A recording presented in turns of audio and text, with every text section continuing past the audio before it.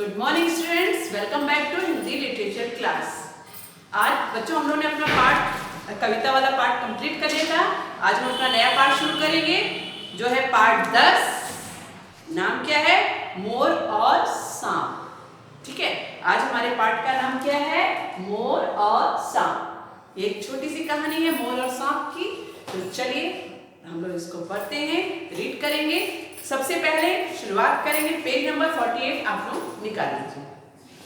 और सबसे पहले हम लोग आज क्या देखेंगे?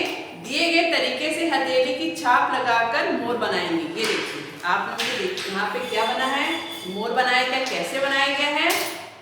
दाहिनी हथेली पे नीला रंग लगाकर कागज पर उसका छाप लीजिए। यानी आप क्या करेंगे? अपने हथेली पे क्या करेंगे? नीला रंग लगाएंगे और एक कागज लेके उस पे इस तरह से ऐसे छाप लेंगे। देखिए उसी तरह से है। जब ऐसे छापेंगे, इस तरह से छापिएगा, ये इसका आपका क्या बन जाएगा? मुंह बन जाएगा। और बाकी इस तरह से आप बनाएंगे। और इसको बना करके, ये आपकी एक्टिविटीज है, इसको बना करके आप अपने पार्ट एक छोटा सा कागज ले लीजिएगा सफेद रंग का, उसमें अपनी हथेली से ऐसा सुंदर सा मोर बना के, फिर क्या है, अंगूठे की छाप पे काले रंग से मोर की आंख बना लीजिएगा। अंगूठे की छाप की ओर एक चोंच बनाइएगा। दाहिने हाथ के अंगूठे पे अलग अलग रंग लगाकर मोर को सजा दीजिएगा। इस तरह से आप मोर को बना के सजा दीजिएगा। और सजाने के बाद उसको जहाँ पे आप पार्ट का नाम लिखोगे, जहाँ से आप पार्ट की शुरुआत करोगे, पार्ट का नाम लिखने के बाद ये मोर जो आपने बनाया होगा उसको वहीं पे पेस्ट कर लीजिएगा। ठीक है, ये एक्टिविटीज को आप अपनी कॉपी में पेस्ट करिएगा। बाकी का जो काम होगा, कठिन शब्द ये शब्द उसके नीचे से शुरू करिएगा। ठीक है, तो ये आपकी एक्टिविटीज है।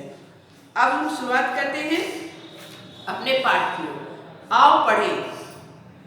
तो चलिए देखिए, एक हमारे चित्र भी बना हुआ है साथ साथ में मोर का, और पाठ का भी है। तो चलिए शुरू करते हैं। एक बड़े से पेड़ पे कई पक्षियों के घोंसले थे। पेड़ के कोटर में एक तोता भी रहता था। कोटर का मतलब क्या होता है? पक्षियों का पेड़ के तने में बना घर। कोटर का अर्थ होता है पेड़ के तने में बना घर, यानी पेड़ होता है, पेड़ के तने में बना हुआ पक्षियों का घर होता है, उसको बोलते हैं कोटर। कोटर के एक तोता भी रहता था, हरा हरा रंग और लाल लाल चोंच वाला। कैसा रंग था उसका? हरा हरा, और उसकी चोंच कैसी थी? लाल लाल। उसी पेड़ पर मोर मोरनी का एक जोड़ा भी रहता था। उसी पेड़ पर जिसमें तोता रहता था, उसी पे मोर मोरनी का एक जोड़ा भी रहता था। एक दिन काले काले बादल आए, वे गड़गड़ कर शोर मचाने लगे। मोर उन्हें देख के झूम झूम कर नाचने लगा। एक दिन अचानक बादल आ गए, काले काले बादल आए, यानी बारिश होने की हो गई। काले काले बादल छा गए और गड़गड़ करके आवाज आने लगी, और मोर उन्हें देख के झूम झूम कर नाचने लगा। तो आपको पता है मोर कब नाचता है? जब बारिश का मौसम आता है तो मोर को अच्छा लगता है और वो अपने पंख फैला के नाचता है। तो वो झूम झूम कर नाचने लगा। मोरनी भी इधर उधर फुदकने लगी। तभी मोर को तोते की टेंटे सुनाई दी। उसने नाचना छोड़कर ऊपर देखा।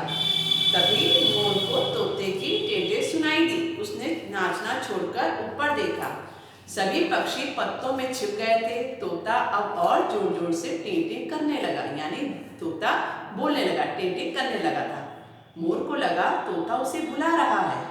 मोर ने देखा एक सांप तोते की कोटर की ओर बढ़ रहा था।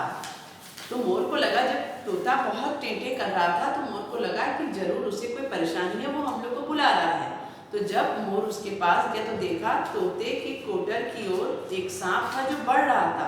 मोर एक ही उड़ान में पेड़ पे जा पहुंचा। मोर तो उड़ सकता है, तो वो उड़ करके पेड़ पर जा पहुंचा। उसने सांप को चोंच से पकड़ा, फिर जमीन पे जोर पर दे मारा। यानी उसने क्या किया? सांप को अपने चोंच से पकड़ा और नीचे जमीन पे पटक दिया। सांप डर गया, वह जान बचाकर तेजी से भागा और अपने बिल में घुस गया। जब मोर ने उसको जमीन पे पटक दिया, सांप डर गया और वह तेजी से अपने बिल के अंदर घुस गया। तो इस क्या है? ये है, और तोते की मोर ने क्या करी? जान बचाई। तो क्या थी हमारी कहानी? कि एक तोता था जो पेड़ के तने में रहता था। उसी पेड़ में मोर और मोरनी का जोड़ा भी रहता था, यानी सारे पक्षी मिलकर रहते थे। तभी एक दिन बारिश, काले काले बादल छा गए आसमान में, और गड़गड़ करने लगे, जिसे देख के मोर का मन नाचने को होने लगा, वो नाचने लगा। तभी उसको तोते की टेंटे की आवाज सुनाई दी। जब बहुत देर तक उसको आवाज आने लगी तो मोर को कुछ शक हुआ कि ये शायद तोता हमको बुला रहा है। जब मोर ने देखा ऊपर की ओर तो तोता देखा कि एक सांप जो है वो तोते की बिल की तरफ बढ़ रहा है। तभी डर के मारे तोता चिल्ला रहा था। तुरंत मोर ने क्या किया, अपने दोस्त की मदद करने के लिए तुरंत पेड़ पे उड़ के पहुंच गया और तुरंत उसने अपनी चोंच से तो सांप को उठाया और नीचे जमीन पे फेंक दिया और तुरंत सांप जो है डर के मारे अपने बिल में घुस गया और तोते की जान बच गई। तो यही था हमारे आज का पाठ था, जिसका नाम था मोर और सांप। यानी मोर को देख के सांप डरता है क्योंकि वो उसकी चोंच से उसको डरता। तो सांप किससे डर रहा था? मोर से डर रहा था। तो वो डर के मारे कहाँ छुप गया? अपने बिल में छुप गया। तो ये है आज का आपका पाठ था। एक बहुत अच्छा पाठ था कि देखिए दोस्त ने कैसे एक दोस्त की मदद करी। अब जो है आप इस पाठ को अच्छे से पढ़ोगे और अब एक्टिविटीज जो मैंने बताई आपको कि क्या करना है, अपनी हथेली में कलर लगाना है और उसका छाप करके एक मोर, सुंदर सा मोर बनाना है और उसको अपनी कॉपी में पेस्ट करना है।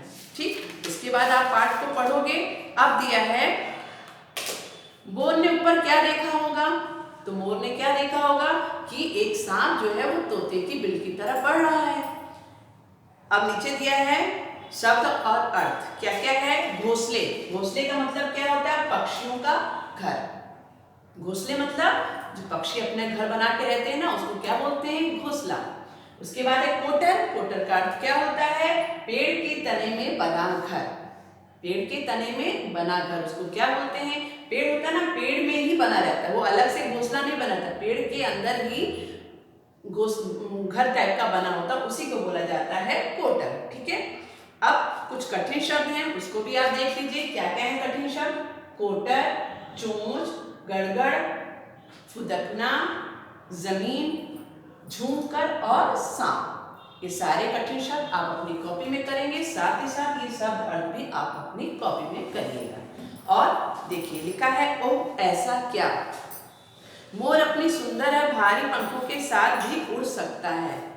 क्या बताया गया है कि मोर कैसे उड़ सकता है? मोर के पंख भारी होते हैं लेकिन फिर भी वो उड़ सकता है। तो मोर अपने सुंदर और भारी पंखों के साथ भी उड़ सकता है, ये हमको बताया गया है। तो आज का आपका वर्क यही होगा, आप पाठ को अच्छे से रीड करोगे और एक्टिविटीज जो है मोर को अपने हथेली बनाने वाला वो वर्क करोगे और साथ ही साथ इस वर्क को अपनी कॉपी में करोगे। ठीक है, तो आज का वर्क आपके लिए यही है और अच्छे से अच्छी सी राइटिंग में आप लोग अपना काम करिएगा। Okay, thank you so much.